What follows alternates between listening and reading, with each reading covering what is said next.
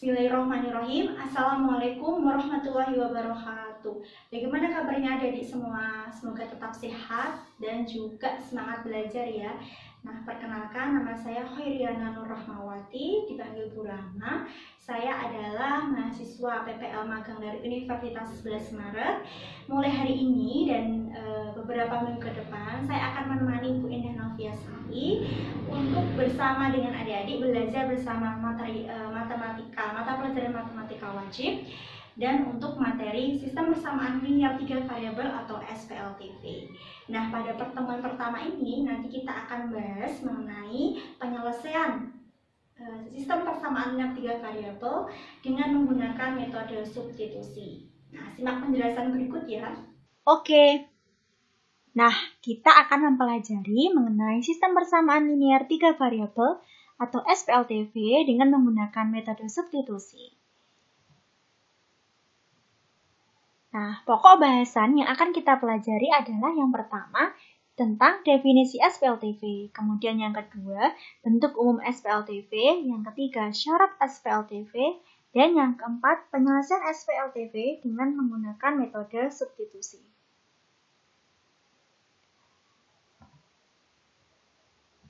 Nah, tujuan pembelajarannya hari ini adalah yang pertama, menjelaskan definisi SPLTV, kemudian menyusun bentuk umum, meliputi variabel dan model matematika dari SPLTV, kemudian menjelaskan syarat SPLTV, yang kemudian menentukan himpunan penyelesaian SPLTV dengan menggunakan metode substitusi, kemudian menyelesaikan permasalahan kontekstual yang ada dalam bentuk model matematika, dan menyelesaikan permasalahan kontekstual tersebut dengan menggunakan metode substitusi.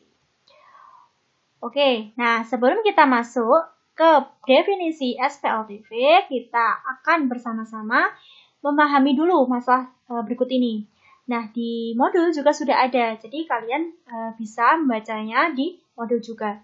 Nah, di sini itu ada Pak Budi memiliki 2 hektar sawah yang ditanami padi dan sudah saatnya diberi pupuk. Nah, ada 3 jenis pupuk, yaitu ada pupuk urea, SS, dan pupuk TSP. Nah, ketiga pupuk ini tuh harus digunakan agar hasilnya maksimal. Harga tiap-tiap karung pupuk itu adalah 75.000 untuk pupuk urea, kemudian 120.000 untuk pupuk SS, dan untuk yang pupuk TSP itu adalah Rp150.000. Kemudian Pak Budi itu membutuhkan 40 karung. Nah, pemakaian pupuk urea itu 2 kali lebih banyak dari pupuk SS. Sedangkan dana yang disediakan Pak Budi itu Rp4.020.000. Nah, dari permasalahan tersebut dapat dikatakan bahwa hal itu merupakan contoh dari SPLTV atau sistem persamaan linear 3 variabel. Nah, waktu SMP dulu kalian sudah mempelajari sistem persamaan linear 2 variabel atau SPLTV. Sehingga untuk materi ini itu bersifat pengembangan dari materi SMP yang sudah kalian pelajari. Nah, untuk menyelesaikan masalah tersebut, kita akan lebih dalam mempelajari tentang SPLTV. Oke, kita akan masuk ke definisi dari SPLTV. Nah, SPLTV itu apa? SPLTV itu adalah suatu sistem persamaan linear yang memuat 3 buah variabel. Nah, bentuk umum dari SPLTV itu adalah yang A1X ditambah B1Y ditambah C1Z sama dengan D1. Kemudian A2X ditambah B2Y ditambah C2Z sama dengan D2. Dan A3X ditambah B3Y ditambah C3Z sama dengan D3. Nah, waktu SPLTV kemarin kan hanya mencakup atau memuat variabel X dan Y. Nah, sekarang di SPLTV itu ada tambahan satu variabel lagi, yaitu variabel Z. Nah, dengan syaratnya apa? Syaratnya tadi A, B, C, A1, B1, C1, A2, B2, C2, A3, B3, C3, kemudian X, Y, Z, D1, D2, D3 itu anggota bilangan real. Kemudian A1, B1, dan C1 tidak sekaligus 0. Begitu juga dengan A2, B2, C2, dan A3, B3, C3. Artinya apa? Ini misalkan A1, B1, C1. Misalkan A1-nya 0. Nah, B1, C1 tidak boleh 0. Misalkan A1-nya 0, B1-nya 0, C1-nya tidak boleh 0. Jadi, harus memuat angka. Jadi, minimal satu buah koefisien yang tidak memuat 0. Seperti itu. Kemudian, X, Y, Z-nya tadi kan variabel A1, A2, A3, B1, B2, B3, C1, C2, C3 itu merupakan koefisien. Dan D1, D2, D3 merupakan suatu konstanta. Oke, kita lanjut ke syarat dari SPLTV. SPLTV. Nah, syarat dari SPLTV itu apa saja? Yang pertama adalah menggunakan relasi tanda sama dengan. Kemudian yang kedua itu memiliki 3 variabel tadi, di bentuk umumnya itu kan variabel X, Y, atau Z.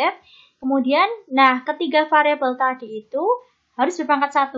Karena kenapa? Karena kalau ada satu buah variabel yang berpangkat 2, itu langsung tidak termasuk ke dalam persamaan linear.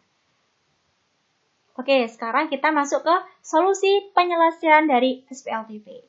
Nah, waktu SMP, SPLTV dulu kan mengenal 4 buah metode ya. Ada metode grafik, substitusi, eliminasi, dan metode gabungan. Tetapi di SPLTV ini nanti kita akan mempelajari 4 buah metode juga, tetapi kita tidak memasukkan metode grafik karena untuk penyelesaian sistem persamaan linear 3 variabel ini, metode grafik itu dinilai cukup sulit, sehingga kita akan mempelajari 4 dengan menambahkan 1 metode, yaitu metode determinan atau nanti ada yang menyebutnya dengan aturan Cramer. Oke, nah pada pertemuan ini, hari ini kita akan mempelajari yang metode substitusi. Pasti kalian sudah tidak asing lagi dengan metode substitusi, karena di SPLDV kan sudah dipelajari. Nah ini hanya saja sama langkahnya dengan SPLDV, hanya saja kan ini lebih kompleks lagi karena mengandung satu buah variabel. Jadi mungkin langkahnya lebih panjang dari yang SPLDV. Oke. Tadi kan SPL metode substitusi itu jadi apa sih? Yaitu cara menyelesaikan SPLTV dengan memasukkan salah satu persamaan ke dalam persamaan yang lain. Langkahnya yang pertama itu pilih salah satu persamaan yang menurut kalian sederhana. Kemudian kalian nyatakan variabelnya. Misalkan variabel X dinyatakan sebagai fungsi Y dan Z, atau Y sebagai X dan Z, atau Z sebagai X dan Y. Itu tidak pakem ya, artinya kalian boleh milih X boleh, atau Y boleh, atau Z boleh untuk dinyatakan. Nah, dari langkah 1 tadi, kalian masuk ke langkah 2 dengan mensubstitusikan yang kalian nyatakan tadi di langkah 1 ke dalam persamaan yang lainnya. Sehingga nanti akan diperoleh 2 persamaan linear atau SPLDV. Nah, menyelesaikan SPLDV di SMP kan sudah ya dengan metode substitusi, jadi kalian tinggal lagi menyatakan variabel lagi, kemudian nanti diselesaikan sehingga nanti kalian akan mendapatkan nilai variabel yang akan kalian cari. Nah, kalau ini masih bingung langkah-langkahnya, nanti ketika kalian sudah masuk ke dalam soal-soal, kalian akan lebih mudah memahaminya. Oke, sekarang, nah di modul yang sudah saya bagikan itu kan sudah ada cara penyelesaian ketika sudah diketahui sistem persamaannya. Nah, kalian nanti bisa membacanya. Nah, sekarang yang saya ingin jelaskan adalah bagaimana suatu masalah kontekstual atau masalah sehari-hari yang kita belum tahu sistem persamaan linearnya bentuknya seperti apa. Nah, kita akan menyelesaikannya. Nah, berarti kan kita butuh model matematikanya kan. Nah, jadi jika ada masalah kontekstual ini, kita harus mengubahnya ke dalam model matematika. Bagaimana caranya? Nah, cara untuk mengubah model matematikanya yang pertama adalah identifikasi 3 besaran yang belum diketahui nilainya. Jadi setelah kalian membaca soalnya, kalian harus mengidentifikasi kira-kira apa saja yang diketahui dalam soal, kemudian yang belum diketahui nilainya apa. Nah, setelah itu kalian nyatakan tadi besaran yang belum diketahui nilainya tadi dengan menggunakan variabel. Nah, variabel kan tadi yang dilakukan dengan huruf. Boleh dengan X, Y, Z, A, B, C, P, Q, R, itu boleh terserah dengan kalian. Oke, dan yang ketiga, setelah kalian dapatkan nyatakan besaran, kalian rumuskan sistem persamaan linearnya dari model matematika tersebut. Yang merupakan model matematika. Nah, sehingga kita dapat tahu, setelah itu kan kita tahu sistem persamaan linearnya. Nah, dari sistem persamaan linear tersebut, nanti kita akan cari dengan menggunakan metode substitusi. Atau bisa metode lain, tapi hari ini kita akan membahas metode substitusi. Oke, setelah itu tafsirkan yang diperoleh dari biasanya itu, misalkan kalau sudah diketahui nilai variabelnya kan berarti harus ditafsirkan variabel yang diketahui itu aslinya itu besaran apa yang diketahui dalam soal. Oke, nah contoh soalnya seperti tadi yang Pak Budi tadi ya, masalahnya tadi kita coba selesaikan. Nah, dari masalah tadi kan masalah yang memang masalah kontekstual yang dialami sehari-hari. Dari situ kita baca tadi, kita kan sudah membaca. Nah, setelah kalian baca, kalian harus mengidentifikasi kira-kira besaran apa yang belum diketahui nilainya. Nah, di sini nanti ada 3 jenis pupuk ya. Ada urea, SS, dan juga TSP. Nah, masing-masing harganya tadi 75.000, 120.000, dan 150.000. Kemudian banyak pupuk yang diperlukan itu kan 40 karung. Sedangkan pemakaian pupuk urea itu 2 kali lebih banyak daripada pupuk SS. Kemudian dana yang disediakan Pak Budi tadi kan 4.020.000. Yang ditanyakan banyak tiap-tiap jenis pupuk ya, banyak yang akan dibeli Pak Budi. Oke. Nah, setelah kalian identifikasi besaran yang belum diketahui nilainya, selanjutnya adalah memisahkan atau dengan menggunakan variabel. Nah, misalkan tadi kan pupuk banyak karung atau pupuk urea, kita misalkan dengan X, kemudian pupuk SS dengan Y, dan banyak jenis pupuk TSP dengan Z. Kalian boleh kok, nggak harus X, Y, Z, boleh A, B, C, atau boleh P, Q, R, atau terserah. Tapi di sini biasanya saya menggunakan dengan X, Y, dan Z, biar lebih mudah saja. Nah, berdasarkan informasi di atas kan kita sudah ketahui tadi hubungan-hubungan dari soal yang diketahui. Jadi apa? Jumlah pupuk yang diperlukan kan 40 karung, berarti banyak pupuk urea, ditambah banyak pupuk SS, ditambah banyak pupuk TSP, itu harus 40. Berarti kita peroleh persamaan 1. X plus Y plus Z sama dengan 40. Oke, kita kemudian ke tadi yang diketahui pemakaian urea 2 kali lebih banyak daripada pemakaian TSP. Berarti kan urea itu kan X sama dengan 2 kalinya TSP. Maksudnya 2 kalinya SS. Berarti X sama dengan 2 kalinya pupuk SS. Berarti X sama dengan 2 kali Y. Sehingga diperoleh X sama dengan 2Y. Itu persamaan 2. Nah, selanjutnya adalah tadi diketahui harga. Harga masing-masing pupuk. Tadi kan ada 75.000, 120.000, dan 150.000. Harga masing-masing pupuknya berarti kan kita harus mencari berapa banyak sih urea yang akan kita butuhkan dengan harga 75.000. Begitu juga dengan SS dan TSP dengan dana yang disediakan Pak Budi adalah 4.020.000. Berarti dari soal tadi kita bisa mengubah ke dalam model matematika menjadi 75.000 X ditambah 120.000 Y ditambah dengan 150.000 Z itu sama dengan 4.020.000. Nah, kalian bisa membagi 1.000. Jadi kita lebih mudah lagi sehingga nanti menjadi 75X ditambah 120Y ditambah 150Z sama dengan 4.020. Jadi kalau kalian bisa menyederhanakan menjadi bentuk yang paling sederhana itu malah lebih bagus dan lebih enak nanti saat kalian mengerjakannya. Oke, sekarang kita masuk ke penyelesaiannya, yaitu langkah pertama. Nah, dari ketiga persamaan itu kan yang paling sederhana bentuknya kan X sama dengan 2Y. Nah, kita bisa langsung mensubstitusikan ke dalam persamaan 1. Sehingga nanti kita peroleh bahwa X plus Y plus Z sama dengan 40. Berarti kita masukkan X sama dengan 2Y. Berarti 2Y plus Y plus Z sama dengan 40. Dan nanti kita dapatkan nilai Z sama dengan 40 min 3Y. Ini adalah persamaan 4. Oke. Nah, sekarang setelah kita peroleh nilai tadi, Z sama dengan 40 min 3Y, sekarang langkah keduanya, substitusikan. Kan tadi kan ya X sama dengan 2Y sudah kita substitusikan persamaan pertama ya. Nah, kita substitusikan lagi ke persamaan ketiga. Sehingga nanti didapat nilai 270Y ditambah 150Z sama dengan 4.020. Nah, kita dapatkan nilai ini. Nah, setelah itu, tadi kan kita punya persamaan 4 ya. Yang Z sama dengan 40 min 3Y. Kita substitusikan ke persamaan 5. Nah, kita peroleh nanti nilai Y sama dengan 11. Oke, sekarang sudah kita peroleh nilai Y sama dengan 11. Sekarang kita akan mencari nilai variabel lain. Oke, kira-kira dari yang paling mudah, kalau diketahuinya Y-nya udah 11 kan tadi berarti kita ke persamaan 2. Tinggal memasukkan kan nilai Y sama dengan 11, kita peroleh nilai X. Nah, ini. Kita substitusikan persamaan 6 ke persamaan 2. Sehingga diperoleh nanti nilai X sama dengan 22. Berarti kan kita sudah punya nilai X, sudah punya nilai Y. Berarti tinggal kita harus mencari nilai Z. Nah, substitusikan X sama dengan 22 dan Y sama dengan 11 ke persamaan 1 tadi.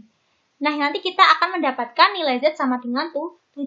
Nilai X sudah ada, Y sudah diketahui hasilnya, Z sudah diketahui hasilnya. Nah, sekarang berarti dapat diperoleh bahwa banyak pupuk yang harus dibeli Pak Budi itu adalah 22 pupuk karung urea, 11 pupuk karung SS, dan 7 karung pupuk. Ini kan sudah dijelaskan tentang permasalahan kontekstual dari Pak Budi. Nah, sekarang saya akan menjelaskan lagi soal yang kedua. tentang usia. Nah, biasanya permasalahan usia ini seringkali ditanyakan dalam soal-soal latihan soal. Nah, sekarang coba kita bahas bareng-bareng yuk.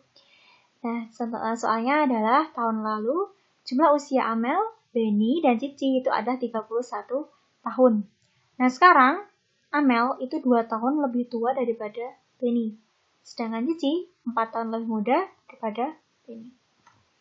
Oke, tadi kan salah satu soal yang ada di modul juga tentang masalah yang dialami oleh Pak Budi. Itu terletak juga ada di dalam modul. Jadi kalian nanti bisa bisa juga langsung melihat secara nah itu tadi kan soal nah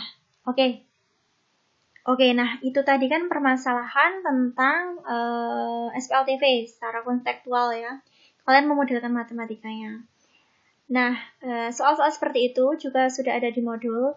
Kalian nanti bisa mempelajari soal-soal yang lainnya, juga ada latihan soal di bawahnya, kalian bisa pelajari juga. Nah, sekarang saya akan menambahkan satu permasalahan mengenai usia. Nah, biasanya pertanyaan usia ini sering juga ditanyakan dalam beberapa latihan-latihan soal. Sekarang coba kita bahas bareng. Nah, soalnya adalah seperti ini. Tahun lalu jumlah usia Amel, Benny, dan Cici adalah 31 tahun. Sekarang Amel 2 tahun lebih tua daripada Benny. Sedangkan Cici 4 tahun lebih muda daripada Benny. Berapakah usia Amel sekarang? Nah, tadi kan caranya adalah kita harus mengidentifikasi besaran yang belum diketahui nilainya. Yang ingin kita ketahui itu apa di sini? Nah, di sini yang ingin kita ketahui adalah usia Amel, usia Benny, dan usia Cici. Oke, sekarang kita menyatakan atau menuliskan diketahui dari soal-soal yang sudah kita baca. Oke, tadi kan satu tahun yang lalu jumlah usia ketiganya itu kan 31 tahun. Kemudian umur Amel 2 tahun lebih tua daripada Benny. Umur Cici 4 tahun lebih muda daripada Benny. Yang ditanyakan adalah usia Amel. Oke, sekarang kita memisahkan tadi usia Amel, usia Benny, dan usia Cici. Itu adalah besaran yang ingin ketahui nilainya kan. Kita misalkan dengan A, B, dan C. Tapi kalian bisa juga misalkan dengan variabel lainnya. Jadi tidak hanya A, B, C juga boleh. X, Y, Z juga boleh. P, Q, R juga boleh. Di sini saya akan menggunakan variabel A, B, dan juga variabel C. Setelah kalian memisahkan besaran yang ingin kalian ketahui nilainya, selanjutnya adalah kita mengubah masalah ini menjadi model matematika. Nah, tadi kan jumlah usia Amel yang tahun lalu ya, berarti kalau usia Amel sekarang tuh A, berarti usia Amel tahun lalu berarti apa? Berarti A dikurangi 1. Begitu juga dengan usia Benny dan usia Cici. Dan ketiganya tadi berjumlah 31 tahun. Berarti bisa ditulis A-1 ditambah B-1 ditambah C-1 sama dengan 31. Kita sederhanakan jadi bentuknya A plus B plus C sama dengan 34. Kita dapatkan ini adalah persamaan 1. Oke, selanjutnya tadi Amel 2 tahun lebih tua daripada Benny. Berarti kan selisih Amel dan juga selisih Benny itu apa? 2 tahun. Berarti dapat kita tulis A dikurangi B sama dengan 2. Kita dapatkan persamaan 2. Sekarang Cici 4 tahun lebih muda daripada Benny. Berarti bisa ditulis B min C sama dengan 4. Atau selisih umur Benny dan Cici adalah 4 tahun. Kita dapatkan persamaan 3. Nah, ternyata sudah. Berarti kita dapatkan 3 buah persamaan dengan mengandung 3 buah variabel.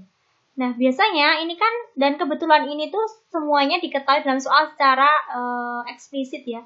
Ada juga yang secara implisit, artinya apa? Kita harus menafsirkan maksud dari soal tersebut. Nah, hati-hati. Biasanya kalau kita menemukan 2 buah persamaan, tapi kurang 1 buah persamaan, berarti kita harus mencari persamaan yang lain. Nah, biasanya di soal itu tidak langsung dikatakan, jadi kalian harus bisa mencoba untuk menafsirkan maksud dari soal tersebut. Nah, oke, kita lanjut ke soal ini. Nah, ini kan sudah kita ketahui 3 buah persamaan ya.